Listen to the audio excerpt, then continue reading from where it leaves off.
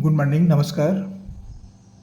समीकरण समीकरण इंग्लिश में इक्वेशन कहते हैं। ये अध्याय का नाम है समीकरण। गणित विषय के अंतर्गत समीकरण विधा के बारे में अध्ययन करते हैं और ये कक्षा 7वीं विद्यार्थियों के लिए है। कक्षा 7वीं में प्रारंभिक तौर पर बताई जाती है कि समीकरण कैसे हल किया जाता है। ये प्रश्न मैंने छत्तीसगढ़ पाठ्य पुस्तक लिया, वहाँ की तरफ से मैंने ये प्रश्न लिया है। जरूर ढूंढिएगा, किताब आपको मिलेगा। ये वीडियो हम छत्तीसगढ़ से जारी कर रहे हैं। देखिए क्या प्रश्न है। समीकरण को हल कीजिए एवं उत्तर की जांच कीजिए। मैंने दो प्रश्न इसमें लिया है। पहला प्रश्न है 7x धन 15 बराबर 3x धन 31 और दूसरा है 3 गुणित x ऋण 3 बराबर 5 गुणित 2 ऋण 2x ऋण 1। ये दो प्रश्न मैंने लिया है। ये पहले प्रश्न को हम पहले तैयार करते हैं।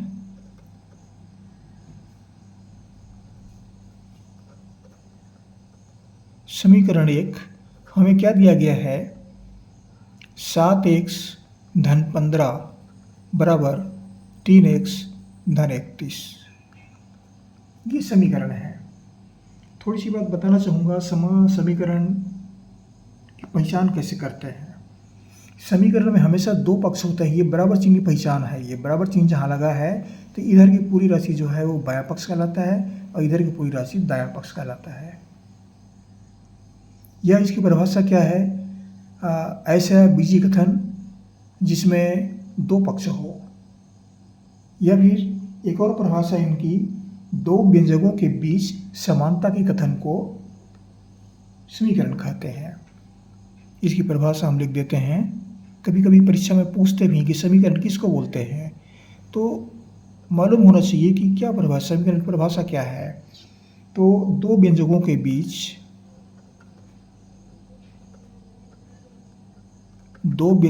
बीच समानता के कथन को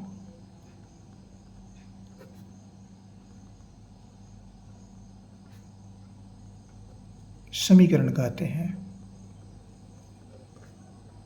ये समीकरण की परिभाषा है। ये परीक्षा में छोटी सी पूछ देते हैं 1 नंबर का, इसलिए मैं बता रहा हूँ यहाँ पर। ये मालूम होना चाहिए कि समीकरण किसको बोलते हैं। या दो व्यंजकों के बीच या बराबर का चिन्ह होता है दो बीजीय राशियों में, तो उसे भी समीकरण कहते हैं। ऐसा भी इनकी परिभाषा है। तो देखिए यहाँ पर 7x बराबर 15,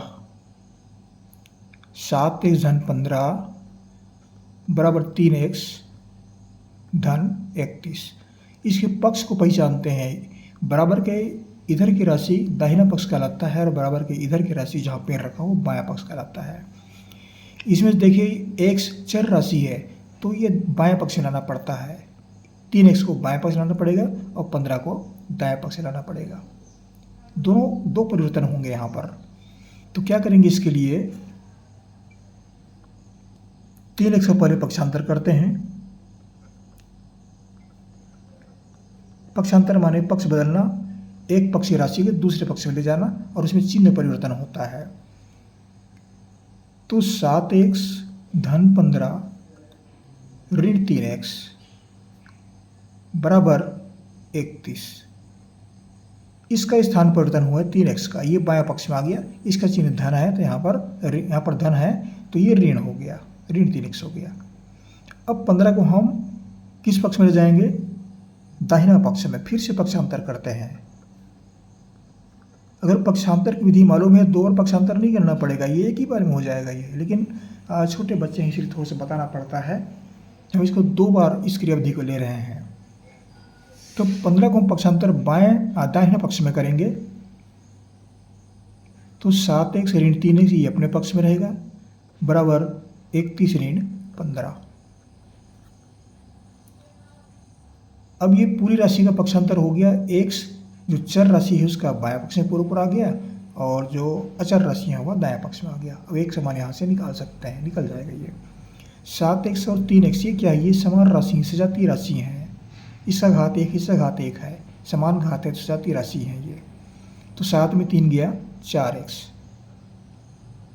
बराबर 31 से 15 घटाते हैं, यहाँ 11 में 5 गया 6 और यहाँ 2 है, 1 तो हासिल चला गया है, 2 में 1 गया 1। 4x बराबर 16 हुआ। अब x का मान जो है वह 16/4। x के साथ में जो राशि वह नीचे आता है। ये 4 एकम 4, 4 चौक 16, x बराबर 4। ये दूसरी विधि क्या अपनाएंगे, दोनों पक्ष में 4 से भाग देंगे। दोनों पक्ष में 4 से भाग देंगे तो 4x/4 होगा और ये 16/4। इस तरह से करेंगे 4x/4 बराबर 16/4। दोनों पक्ष में 4 से भाग देंगे तो ये 4 से 4 कट जाएगा, 4 एकम 4 चौक, हमें क्या मिल गया, 4 मिल गया। तो इस तरह से इस समीकरण का हल जो है वह अचर राशि x का मान 4 है। ये इस प्रश्न का उत्तर है। अब दूसरे प्रश्न को लेते हैं।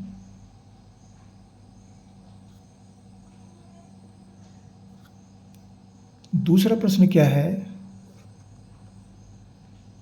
3 गुणित x ऋण 3 बराबर 5 गुणित 2x ऋण 1,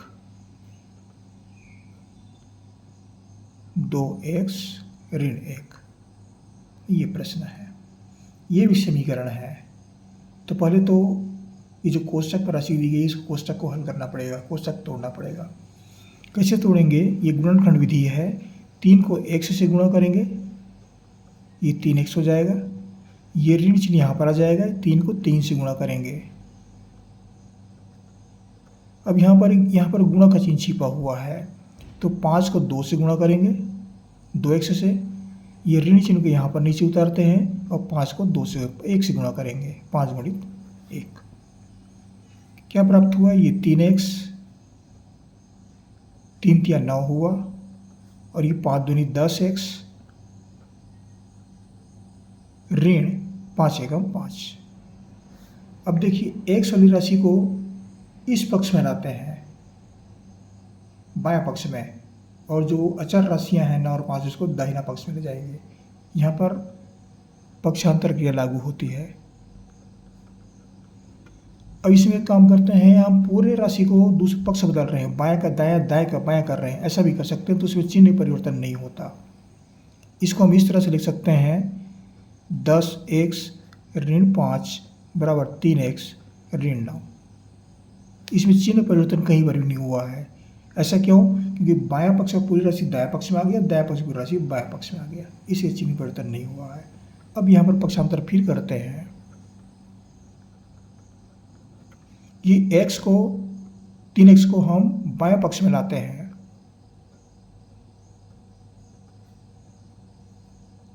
ऋण 3x बराबर ऋण 9, ऋण 9 अपने पक्ष में है।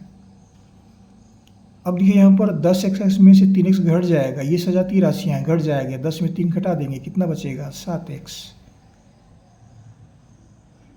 ऋण 5 बराबर ऋण 9। अब फिर यहाँ पक्षांतर करना पड़ेगा, पक्षांतर क्रिया लागू होती है। 7x बराबर ऋण 9 धन 5। 5 को हमने दाहिना पक्ष में ले गया, ये 5 के चिन्ह ऋण है, ये पर पक्ष बदल रहा है, तो ये धन हो जाएगा, ऋण का धन हो जाएगा। यहाँ धन रहता तो यहाँ ऋण होता। 7x बराबर 9 में 5 गया 4। बड़ी राशि के चिन्ह ऋण है तो यहाँ पर ऋण आएगा।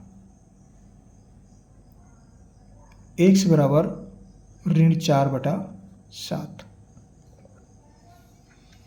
x बराबर ऋण 4/7, ये x का मान है, चर राशि x का मान है। ये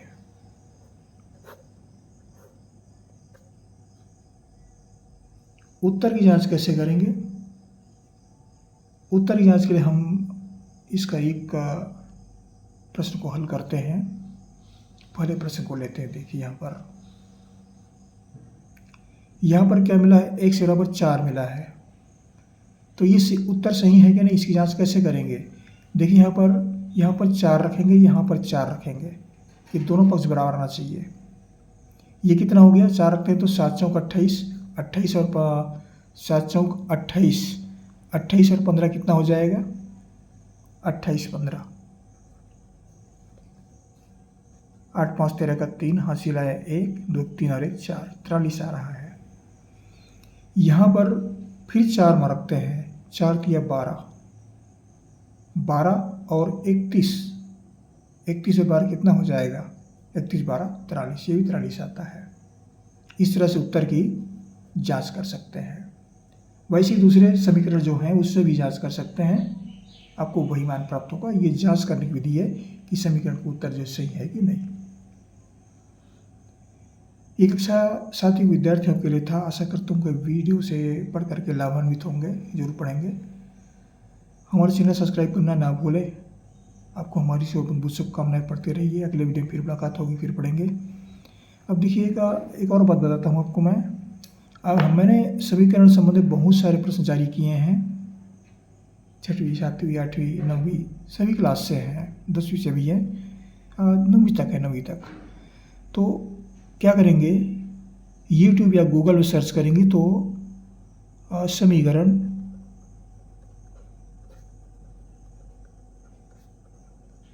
आर्यन यादव सर, ऐसा आप सर्च करेंगे तो समीकरण के जितने भी प्रश्न मैंने जारी किए हैं वो आपको प्राप्त हो जाएंगे। ये आपके सहयोग के लिए हम बता रहे हैं।